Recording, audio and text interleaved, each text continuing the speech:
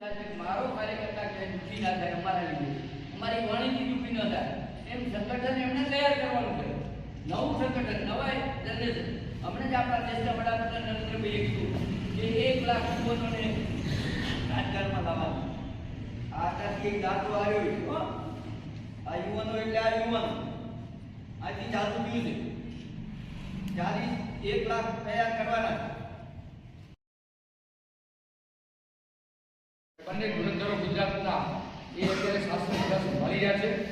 એવી પાર્ટીના આપણે કાર્યકર્તાઓ છીએ અને તેમની સ્થાપનાની અંદર મૂળ પાયાના પથ્થર તરીકે વાજપેયીજી, શ્યામાપ્રસાદ મુખર્જી, પંડિત દીનદયાળ ઉપાધ્યાય આવા લોકોએ જેની સ્થાપના કરી છે, એવા પુણ્ય આત્માઓના કારણે આજે પાર્ટી આટલી વિકાસ પામી છે.